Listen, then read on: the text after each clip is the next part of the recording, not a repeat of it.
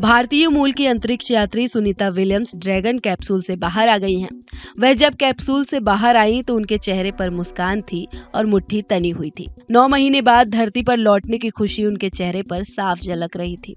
सुनीता ने कैप्सूल से बाहर निकलते ही हाथ हिलाकर लोगों का अभिवादन किया, मुट्ठी तानकर बताया कि मिशन कामयाब रहा।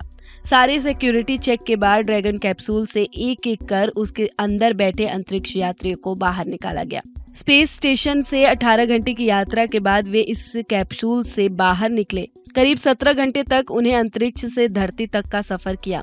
इसके बाद 1 घंटे तक वे समंदर में तैरते कैप्सूल के अंदर रहे। सुनीता विलियम्स को तीसरे नंबर पर ड्रैगन कैप्सूल से बाहर निकाला गया। हंसते हुए उन्होंने सभी का अभिवादन किया। कैप्सूल से अंतरिक्ष यात्रियों को निकालने की प्रक्रिया भी काफी जटिल होती है। कैप्सूल से सारे यात्री एक साथ बाहर नहीं आते हैं। उन्हें एक तरह से काफी मुश्किल से कैप्सूल के अंदर से खींचकर बाहर निकाला जाता है। कैप्सूल के अंदर सभी अंतरिक्ष यात्री सीट बेल्ट से बंधे होते हैं।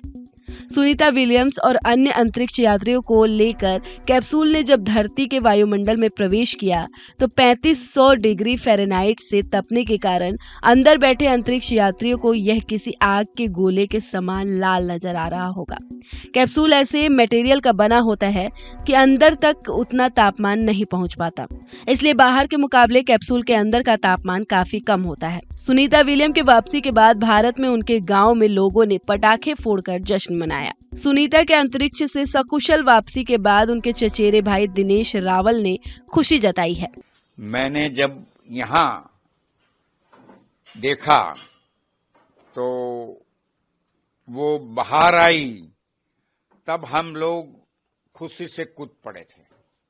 इस उम्र में भी मैं मेरे बैठक पर से खड़ा होकर तालियां बजाने लग गया था। मुझे इतना आनंद हुआ था। कल तक आप लोग हमको मिलते थे, सबके साथ बात करते थे, पर ऐसा लगता था कि कुछ अंदर से कुछ चैन नहीं पड़ता था।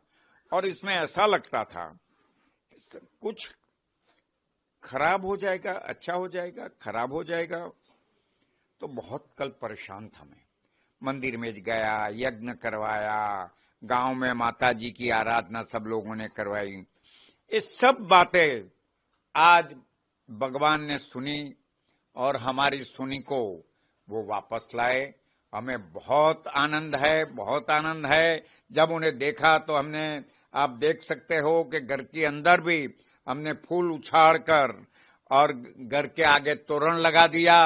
आसोपालव अपना शुभ प्रतीक है, तो आसोपालव का तोरण लगा दिया और आनंद से हम सब घर के लोग कूद पड़े थे। अमेरिका से सभी टेलीफोन आ गए और सब बच्चों सबने कहा कि पापा सुनीता आ गई, सुनीता आ गई। तो बहुत आनंद हुआ। आज हमारा घर का एक बड़ा त्योहार है, ऐसा मैं मानता हूं। देखो, सुनीता कोई सामान्य व्यक्ति नहीं है। सुनीता एक बड़ी साइंटिस्ट लेडी है और वो दुनिया को कुछ देने के लिए आई है। और अब जब है तो वो जरूर दुनिया को कुछ न कुछ बड़ी बातें दे जाएगी।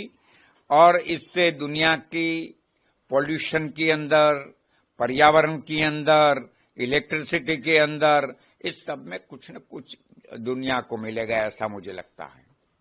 बस सब गांव के लोग तो हमारे साथ जुड़े हुए हैं और गांव के उनके पिताजी, जब हम दोनों साथ में थे, हमारी उनकी उम्र में 6-7 साल का फर्क था, तो हम गांव में साथ में ही रहते थे और साथ में खेतरों में जाकर नहाने का, धोने का, मेरी माँ को मदद करने के लिए। और वो दीपक भाई ने एक काम किया था कि गांव के ये जो आज बच्चे हैं उनके पिताजियों को इंग्लिश वगैरह सिखाने का काम बहुत बड़े पाए पर किया था। वैकेशन पड़ता था तब, जब वो मेडिकल कॉलेज में पढ़ते थे तो वापिस आते थे, तब वो वैकेशन में ही काम करते थे। इसलिए गांव को भी उनके प्रति, हमारे फैमिली के प्रति बहुत प्यार है। न्यूज नेशन अब व्हाट्सएप पर खबरों के ताजा अपडेट के लिए न्यूज नेशन के इस QR कोड को स्कैन करें।